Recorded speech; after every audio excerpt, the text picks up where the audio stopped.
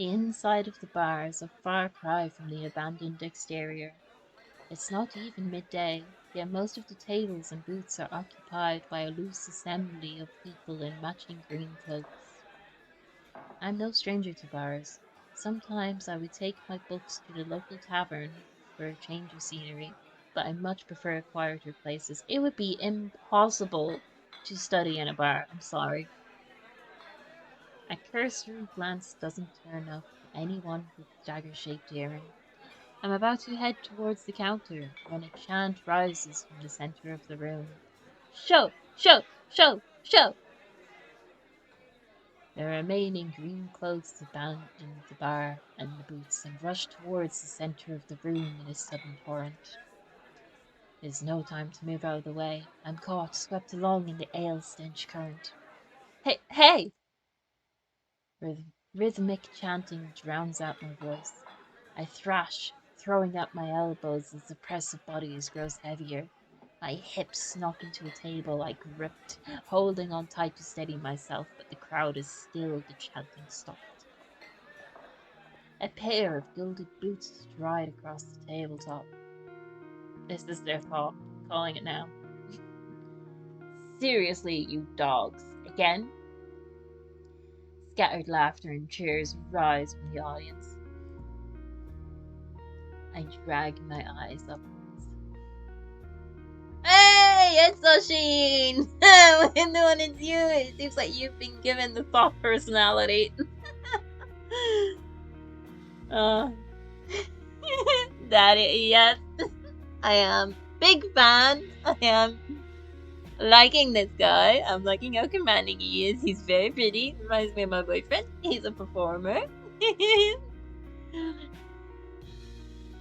A well-dressed man stands on the table in front of me, his broad shoulders framed by the thick lapels of a trench coat. He's got a trench coat as well. This ain't fair. This really is the last time, alright? This time when he speaks, the audience falls silent, as though bewitched by his magnetic presence or rich, low voice. But nothing is as captivating as his smile. He beams at the crowd around him, performer on this makeshift stage. Don't blink or you'll miss it. He laughs as the dagger-shaped earring dangling from his left ear catches the light in a flash of gold. It would seem I've found Leander. Well, just exactly it. Like, as much as I'm loving the look of his trench coat, I think it would look a lot better on the bedroom floor, if you know what I'm saying. He raises his hand above the audience and snaps. A flash of pale green light, real magic, no ordinary stage, blinds me. As the brilliance ebbs, my gaze refocuses on the mage towering above me. He uses magic as well. I'm taking this as a personal attack, developers. He flicks his wrist and the magic spiraling around him coalesces. A delicate flower stem sprouts from between his pinched fingers. One by one, growing lily petals spring forth. With a flourish, the mage presents the conjured flowers. The audience bursts into clapping and cheers. My mouth hangs open. In preparation, no. And not just on account of the impressive performance. There was no incantation, no spell circle. I've never seen something so beautiful and intricate conjured so effortlessly. Leander must be an incredibly gifted mage. No wonder cures recommended him. Leander plucks the iridescent bouquet out of the air and turns in a slow circle, giving his audience a good look. Now, who could use some good luck? Eager onlookers scoot closer to the table. Some reach for the lilies while others whistle and call Leander's name. But his cool green eyes slid right over them, locking on me instead. Oh hell yeah, main character syndrome, let's go! How about you? My chest tightens. Every person gathered turns to stare at me.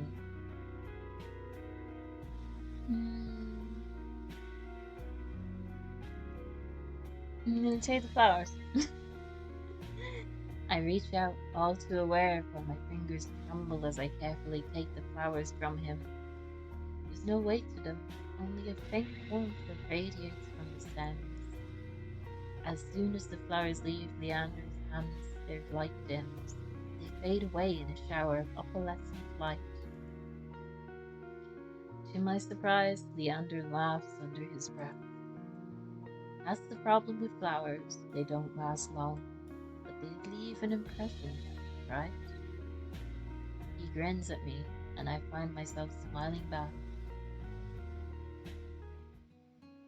Leander steps off the table, dropping among the excited crowd with an audible clink. All right, bloodhounds, get back to your drinks. Show's over. The green cloak disappears at his command, returning to their tables and booths. Before I can make my way towards Leander, his eyes find me. He gives me a friendly wave and beckons me over to the crowded counter.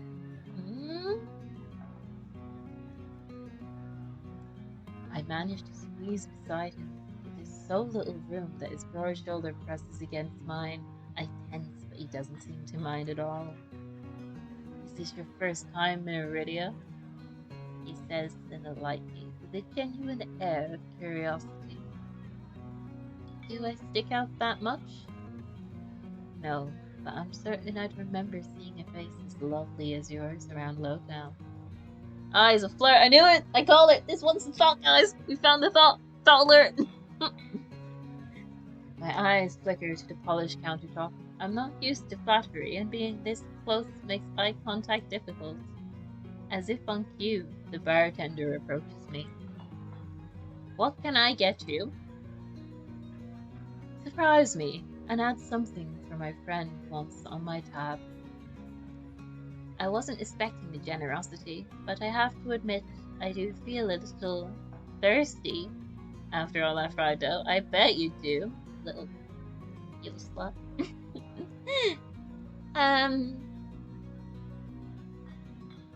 I will have what he's having.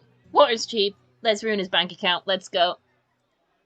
No problem. Have a good time, Wolfie. Thanks for hanging out. I'll have what he's having. While the bartender leaves to fix our drinks, Leander leans in his elbows on the counter. I'm close enough to notice the purple shadows under his lower lids. Yeah, he's got the sleepy fuck me eyes. His eyes wander over me in return, but when they lock on my bandaged hands, a sour taste rises in my throat. Here comes the question. So, what brings you to the way? Curse sent me. He pushes his hair back from his forehead, but it immediately falls right back into place. So it's about work. The bartender returns with a pair of glasses filled with what I can only assume is beer. I raise my glass and give it an experimental sniff. It smells faintly yeasty, but with an undercurrent that I can't quite place. A quick sip confirms my worst suspicion. It's awful. Somehow briny and sour in a way that reminds me of pickles. Oh, is this salty bitters? Oh, anyone who's played Akarna will know that reference.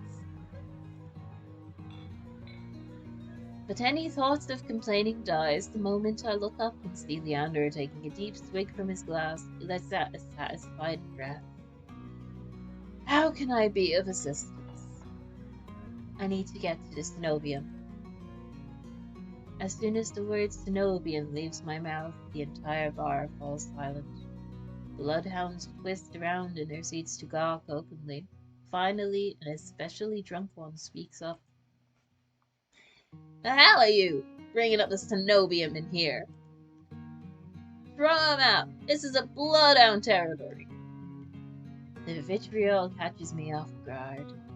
From the angry looks thrown my way, it's clear I've spoken some unspoken rule just by mentioning the Cenobium. When I glance at Leander, he's drinking, as though he hasn't noticed the uproar. Only when he catches me looking down does he lower his gaze. For the love of... He drags a hand down his face. Hey, keep it down, will you? This is business. I tense, expecting an argument, but the outspoken bloodhounds silently return to their drinks. Only a handful continue to watch me warily. Sorry about them. The Cenobium's a bit of a touchy subject in these parts. Mixing enough drinks and, well, you saw. How about we continue this outside? Why not upstairs? When I give him a terse nod, he pushes away from the bar counter. Hello? I follow Leander into an alleyway tucked behind the wet wick where layers of frayed bloodhound posters have been plastered onto the walls. Seeing them side by side, the resemblance between Leander and his likeness on the posters is impressive. Curse didn't send you here for help with the Cenobium, did he? From the look he gives me, he already knows the answer. I glance away. No, he didn't. He suggested I find an alternative. Yet here you are, asking about them anyway. What did you need the Cenobium for? I don't want to tell him about my curse. The less people know about my capabilities, the better. Thankfully, Leander takes my reluctant silence as an answer. Well, I see you're already aware of the city's currency. Information's worth its weight in gold here. But information doesn't have a weight, so that means it's useless. Curious told you the truth. The Cenobium's dangerous. Get on their bad side and they'll imprison you if you're lucky, or torture you if you're not. Torture? My teacher never described anything like that.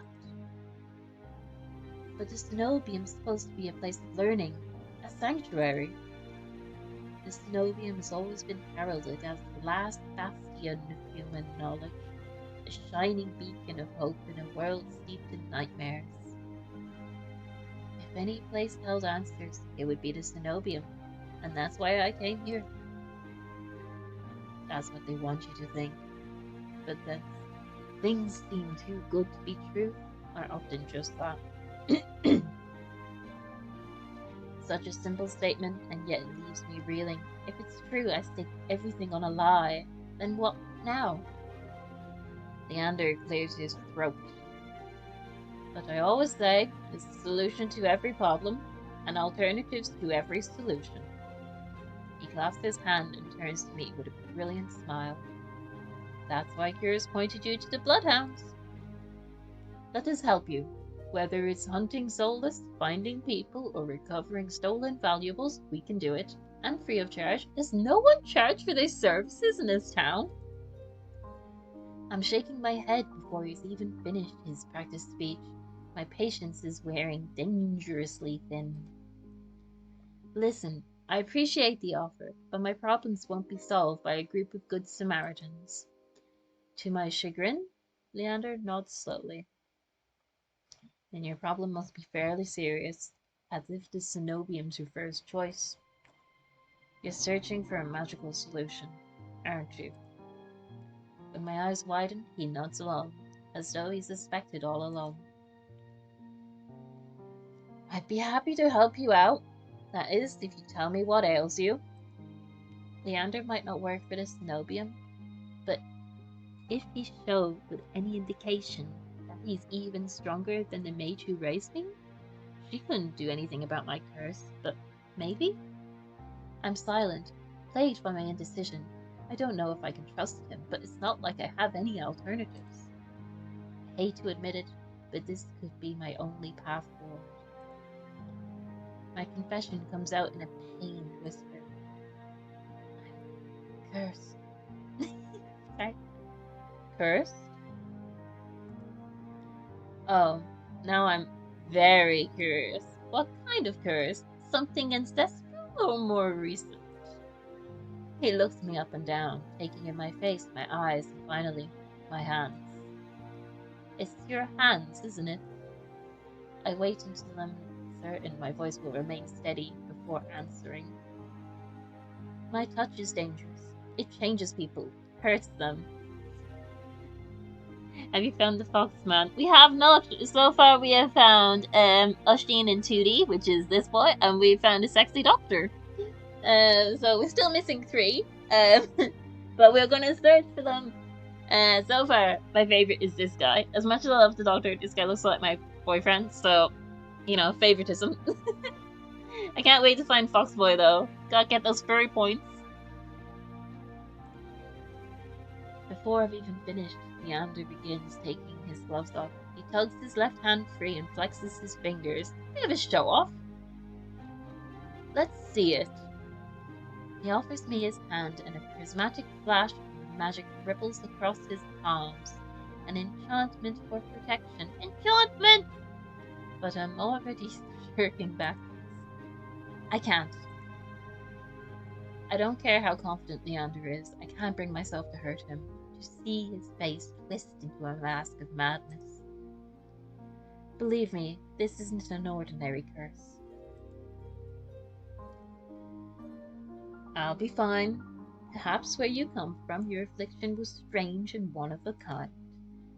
But spend a year in the city and you'll see 1,000 curses and thrice as many curses.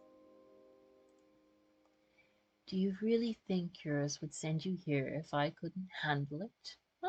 I think this guy might be into pain. How should I know? I only met him today.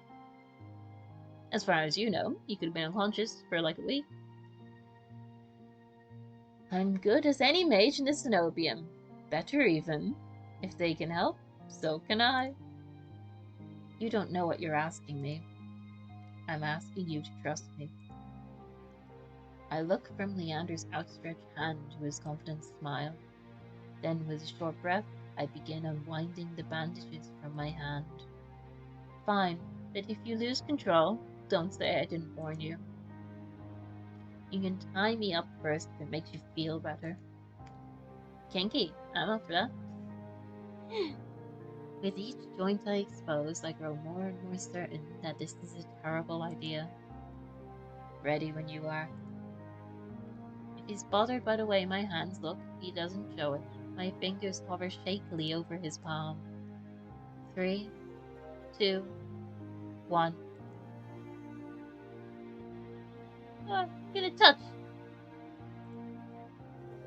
I tapped his palm once, as quickly as possible.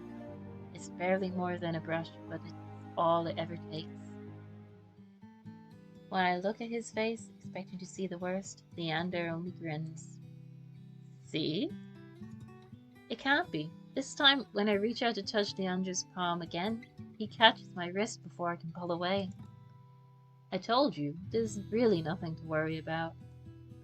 He trails off when my thumb brushes the soft skin of his inner wrist. I search Leander's face with traces of madness, but his eyes remain clear, a soft green. Color rises in his cheeks, but he remains still except for the subtle popping of his throat. Really? It only takes a touch on your hands to get you going, boy. I thought you were meant to be the fault. I'm disappointed. Neither of us speak as I trace the contours of Leander's palm, lost in an awareness I wasn't prepared for. I've been with other people, kissed them, been embraced by them, and more, but not like this. My fingers, long deprived by years of bandaging, picked up every detail, the groove in his palm, the soothed shell of his nail, the pulse of his heart. For as long as I've lived, I've never been able to hold someone's hand, not without dire consequences. I'd never realized what I was missing until this moment. While Leander's pulse is steady, mine is hammering as fear gives way to excitement.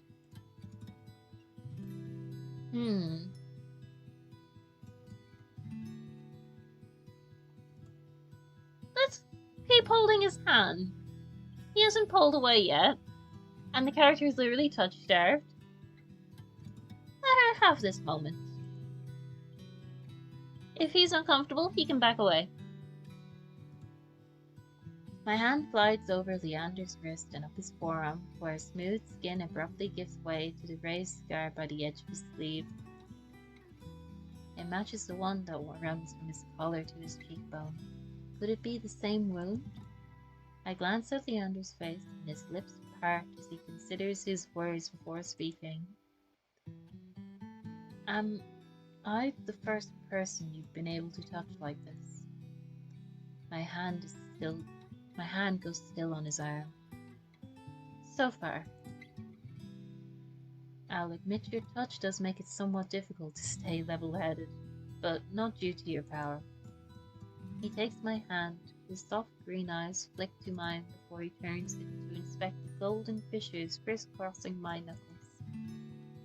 Look, we match. He points the gold pin on his collar, and I give him a small smile. I draw my hands back and take a steadying breath. My head feels as though it's stuffed with cotton. Habit alone guides me through the motions of rewrapping my hand, although my fingers tremble too much for the bandages to lie flat. I can't believe that worked. Do you think maybe... I'm just trying to consider now. He's got scars. And it doesn't affect him. Could he have cut out his gold fissures? Maybe that got rid of the curse? I'm not sure. May I ask your name? I'm LadyNightLight. You were right to hide this from me, LadyNightLight. That curse of yours is unlike anything I've ever dealt with. I can tell you're discreet, but you'd best not go showing that off to anyone else.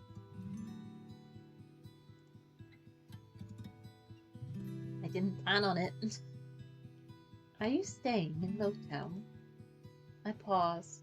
Room and board was something I hadn't yet considered. Your room, please. I don't know. Let's get you properly settled then. The wet wick is noticeably quieter. Without their leader, most of the bloodhounds have dispersed, or in a few cases fallen asleep beside their drinks. Got any rooms left, or did my lot grab them all to sleep it off? The bartender, who I now realize doubles as an innkeeper, slides a key onto the counter. Faye only has one room left, and it's a single bed. You know I always keep the corner room open for your escapades. Here's the nuts! Leander's laugh sounds slightly strained. I always appreciate it, but you're mistaken. This is just my friend, LadyNightLight. No! Sure, stay as long as you like. You two have fun. You need anything, some snacks, a condom, let me know. Escapades, huh? Leander clears his throat and holds the key up to me. But I hesitate. My coin purse barely holds enough for a day's worth of meals, let alone a room. How much do I owe you? Nothing. Bloodhound rates.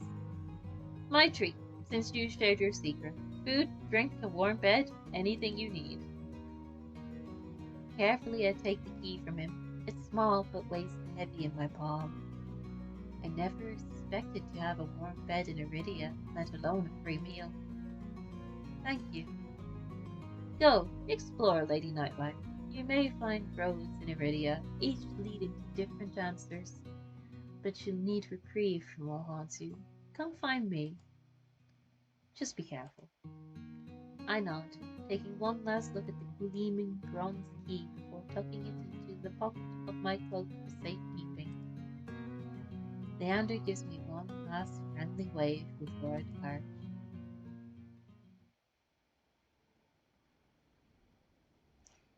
Aww, so close, gang, and yet so far. That's 2 out of 5 that we struck out on. And the other one, I chose all the plot choices. Hey, time for point number 3. Let's go. The air clings sodden and heavy. Without the morning crowd, the sunless streets look barren and bleak. Even the peddlers are long gone. Only a pair of crows remain quibbling over stale crusts in a gutter. I feel a ridiculous pang of envy. At least they've got a reason to fight. I've never felt so lost. Curious and Leander both made it clear that the Cenobian can't be trusted. But I came so far, endured so much. I need to see the Cenobian for myself, if only to satisfy my curiosity. I should have asked someone in the bar for directions before leaving. I'm about to turn back when a shadow presses over me. Boy number 3? A cloud, I think, until a puff of hot breath tickles down the back of my neck. A shadow runs down the street in rivulets. Formless dark threads like ink into blotted shapes. Claws stretch. A muzzle splits open to reveal long, jagged teeth. A growl rumbles so low and deep I feel it. I want to run, to scream, but I feel trapped, as though the slightest movement of a single breath would snap the jaws around me shut. No, I won't let it end like this. If I'm going to die, I'm going to see what got me first. I steel myself, then turn. Catboy?